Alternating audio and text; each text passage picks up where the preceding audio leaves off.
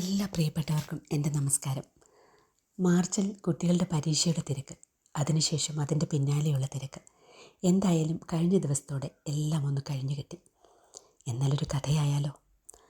പറയട്ടെ, ഇതും ശരത്തിൻ്റെ തന്നെയാണ്, ശരത്ചന്ദ്രൻ മാവേലിക്കരയുടെ. വായിച്ചപ്പോൾ ഒരു ചെറിയ കഥ തന്നു, പക്ഷേ അതിലൂടെ നന്നായി ഒന്ന് ചിരിച്ചുപോയി. കോളേജ് കാലഘട്ടത്തിൽ ആർക്കും പറ്റാൻ സാധ്യതയുള്ള ഒരു അമളി.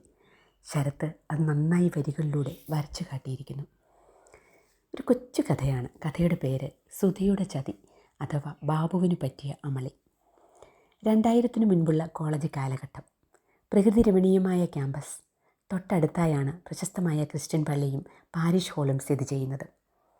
അന്നൊക്കെ മിക്കവാറും സമരം കാരണം പഠിത്തം കാണില്ല. മിക്കവരും കൂട്ടുകാരുമൊത്ത് ബൈക്കിൽ ചുറ്റിയടിക്കാനോ സിനിമയ്ക്കോ മറ്റോ പോകും. ആൺപിള്ളേരിൽ കുറേ പേർ ചോറ്റുപാത്രമെടുക്കാറേയില്ല. ടൗണിലെ ഫേസ് ബേക്കറിയിൽ നിന്നും പബ്സും ഡ്രിങ്ക്സും കഴിക്കും. അതാ പതിവ്. അതല്ല, വിശപ്പിത്തിൽ തീരില്ല എങ്കിൽ പള്ളിയുടെ പാരിഷ് ഹാളിൽ സംഘമായി പോകും. മിക്കവാറും കല്യാണം കാണും പള്ളിയിൽ. പിന്നെ വിഭവസമൃദ്ധമായ ശാപ്പാട് പാരിഷ് ഹാളിലും ഉണ്ടാകും. കൺസെഷൻ നിരക്ക് വർദ്ധിപ്പിച്ചതിനെതിരെ അന്ന് സമരമാണ്. മിക്കവരും പതിവ് കലാപരിപാടികൾക്കായി പോയി. സമരമാണെങ്കിലും കുറച്ചുപേർ ക്യാമ്പസിൽ തന്നെ കാണും. സുന്ദരികളുടെ ഇടമായ B3 വായ്നോട്ടമൊക്കെ കഴിഞ്ഞ് അല്പം താമസിച്ചെത്തിയ സുധി ബാബുവിനോട് ചോദിച്ചു, അളിയ, നീ വരുന്നോ? എങ്ങോട്ടാ?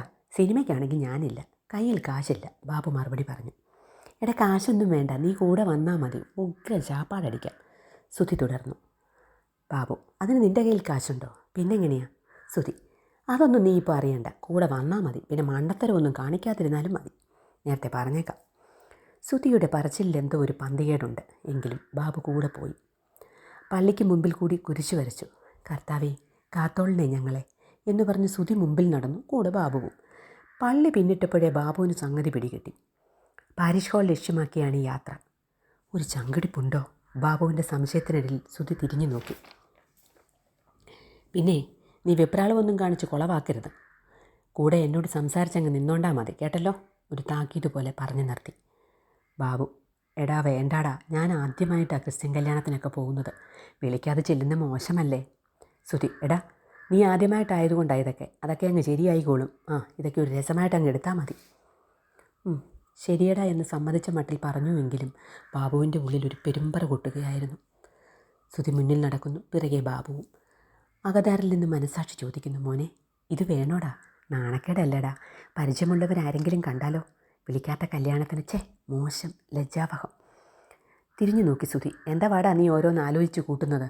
ബാബുവിൻ്റെ ആലോചന അതോടെ നിന്നു.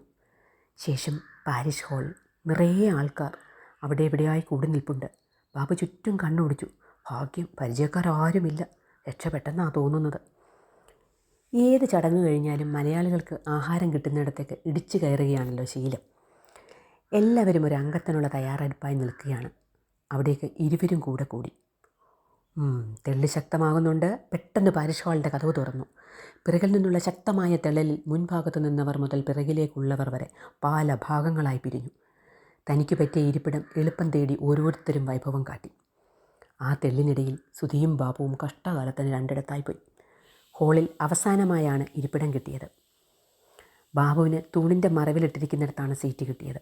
അവിടെ ഇരുന്നാൽ സ്റ്റേജ് കാണാൻ പറ്റുകയേയില്ല.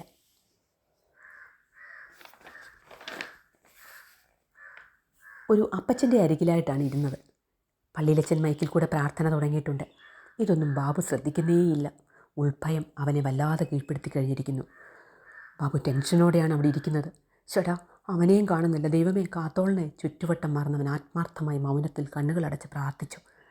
പെട്ടെന്ന് അരികിലിരുന്ന അപ്പച്ചൻ തോണ്ടി വിളിച്ചുകൊണ്ട് ചോദിച്ചു, കുഞ്ഞേ, നീ ഏതാ? കണ്ടിട്ടില്ലല്ലോ. ഈശ്വര, പെട്ടു. ഈ കുരിശനോട് ഇനി ഞാൻ എന്തു പറയും? ബാബു ആലോചിച്ചു. മിണ്ടാതങ്ങിരുന്നേക്കാം. അപ്പച്ചൻ വിടാൻ ഭാവമില്ല. കൊച്ചിനോടാ ചോദിച്ചത്, രണ്ടും കൽപ്പിച്ചു ബാബു പറഞ്ഞു. ഞാൻ ചെറുക്കം കൂട്ടില്ല. ശരിക്ക് ചെവി കേൾക്കാത്ത അപ്പച്ചനെ എന്തവാ പറഞ്ഞേ എന്നും പറഞ്ഞ് വീണ്ടും വീണ്ടും ചെവി വട്ടം പിടിച്ചു. ബാബു വീണ്ടും വീണ്ടും മറുപടി പറഞ്ഞു. എന്തവാന്നാ പറഞ്ഞേ? ദേഷ്യം വന്ന ബാബു അല്പം ഉച്ചത്തിൽ പറഞ്ഞു. ഞാനേ ചെറുക്കം കൂട്ടരാ. ഈ സമയത്ത് കൃത്യം സൂക്ഷം പള്ളിയിലച്ചൻ പ്രാർത്ഥന കഴിഞ്ഞ് മൈക്ക് ഓഫാക്കിയതേ ഉണ്ടായിരുന്നുള്ളൂ. ആ പറച്ചിൽ അവിടെയെല്ലാം അലയടിച്ചു. ഞാനേ ചെറുക്കം കൂട്ടരാ. ആ നിശബ്ദതയിൽ ആ ശബ്ദം മാത്രം. പതിയെ പതിയെ ചുറ്റുവട്ടമിടുന്നവർ തുടങ്ങിയ ചിരി തൃശ്ശൂർ പൂരത്തിന് അമിട്ട് പൂട്ടും പോലെ പിന്നൊരു കൂട്ടച്ചിരിയായി മാറി. ഒന്നും പിടികിട്ടാതെ ഇലിഭ്യനായിരുന്ന ബാബുവിനെ തൊട്ടു വിളിച്ചുകൊണ്ട് അടുത്തിരുന്ന അമ്മച്ചി പറഞ്ഞു, എടാ കൊച്ചനെ, ഇത് കല്യാണത്തിൻ്റെ ശാപ്പാടല്ല, മറിയാമ്മ ചേട്ടത്തിയുടെ 41-ൻ്റെയാ. തീർന്നു. ആകെ കുളമായി. എല്ലാവരും കൂട്ടച്ചിരി നടത്തിയത് ഇതിനാണെന്ന് ബാബുവിന് അപ്പോഴാ പിടികിട്ടിയത്. ആകെ ചമ്മി നാശമായി. അതിനിടയിൽ അപ്പച്ചൻ പറയുക, എടാ ഇതാ പറയുന്നത്, വിളിക്കാത്ത ചടങ്ങിന് ഉണ്ണാൻ പോവല്ലെന്ന്. കേട്ടല്ലോ? ഒരു താക്കീത് പോലെ അയാൾ തുടർന്നു. എഴുന്നേറ്റ് പോകാൻ നോക്കിയപ്പോൾ ചുറ്റുവട്ടം ഇരുന്നവർ വിലക്കി. കഴിച്ചിട്ട് പോയാൽ മതി മോനെ, എന്തായാലും വിശന്നിട്ട് വന്നതല്ലേ. ഒരു വിധത്തിൽ എന്തൊക്കെയോ കഴിച്ചെന്ന് വരുത്തി. ഒരു വിധത്തിൽ അവിടെ നിന്ന് തടിതപ്പി. കൈ കഴുകാൻ ചെന്നപ്പോഴും തിരികെ മടങ്ങുമ്പോഴും എല്ലാവരും തന്നെ നോക്കിയ ഒരാക്കിച്ചിരി. അവനതൊന്നും ഗവനിക്കാതെ നടന്നു. ആ തെണ്ടിയെ കയ്യിൽ കിട്ടിയാൽ കൊല്ലണം. ഞാൻ അപ്പോഴേ പറഞ്ഞതാ വേണ്ട വേണ്ട എന്നിട്ട് ആ നാറിയോട്ട് കാണുന്നുമില്ല. നിന്നെ ഞാൻ എടുത്തോളാവിടാ എന്ന് പിറുപിറുത്തുകൊണ്ട് ബാബു ടൗണിലേക്ക് നടന്നു. ഈ സമയം ബാബു കാണാതെ സ്തുതി പാത്തു നടക്കുകയായിരുന്നു. അതിനുശേഷം ഏത് ചടങ്ങിന് പോയാലും ക്ഷണക്കത്ത് പോക്കറ്റ് തിരുകാൻ ഒരിക്കലും മറന്നില്ല. അല്ല പിന്നെ ബാബുവിനോടാ കളി. ഇഷ്ടമായോ?